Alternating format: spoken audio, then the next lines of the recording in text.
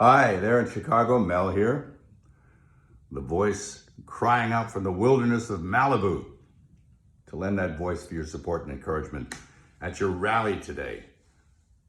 The Coalition for Canceled Priests. I mean, it's not hard to believe that there is now such a thing, as personally I know many priests who have been canceled. But not for the reasons you'd think. I mean, it's not like they did a hit and run drive and left the scene of the crime or embezzled church funds, stole the altar wine, or committed some other heinous crime. No, not at all. And who's persecuting them? Well, their own bishops. How's that? Yep.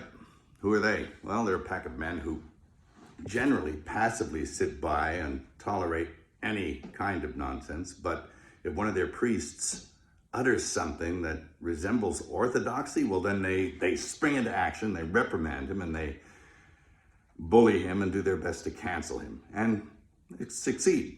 They drum him out of the service, off he goes. I'm really sorry about that. That's a grave injustice, and it's kind of white martyrdom. And it's nothing new. It really isn't. It's nothing new. And it's a symptom. It's a symptom of a very deep sickness that afflicts the church. It did not happen overnight. If anyone's familiar with the missives of Archbishop Viganò, he says that the seeds of erosion of the church were sown with the reforms of Vatican II, and I agree with him. He suggests even that we scrap the whole thing and go back and do it the way it was before. And it was a pastoral council after all. I mean, there was nothing wrong. It didn't need to be fixed. They were doing pretty well. At any rate, and I've had my own run-in with the bishops. I mean, who are they? Well, I remember when I directed The Passion, I went to the USCCB to get support for the film. And those men couldn't get away from me fast enough. And all but a few of them turned their back on me. And it was pretty telling about who they were. A pretty insipid bunch. And it doesn't look like anything's changed. Geez, I remember back in the 70s,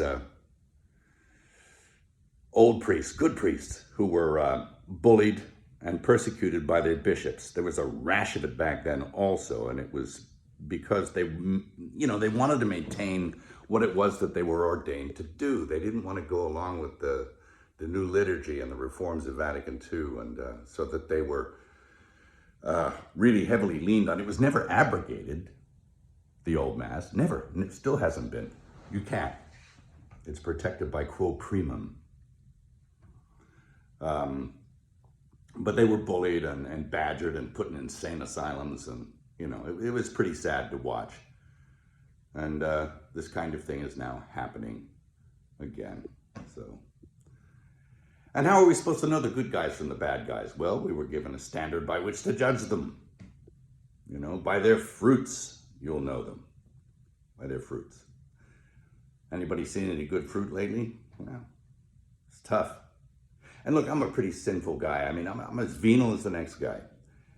But I know the difference between a shepherd and a hireling.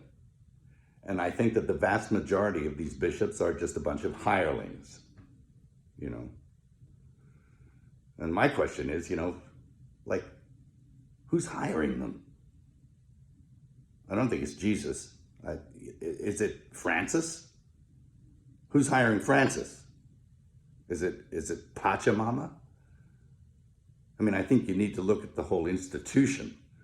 And, I'll quote Archbishop Viganò again in saying that he believes that there was a parallel counterfeit church set up to eclipse the real one.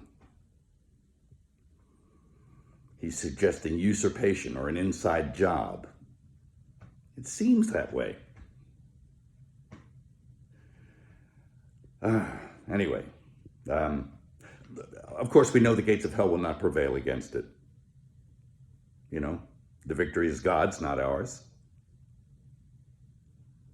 And it will flourish if we keep it in our hearts. It can flourish in our hearts and keep the faith. And that's what's going to happen. That's what I encourage you to do. Again, I'm sorry for your pain, the injustice. I'll definitely throw something in the hat to add my support. And God keep you and God bless you. Thank you.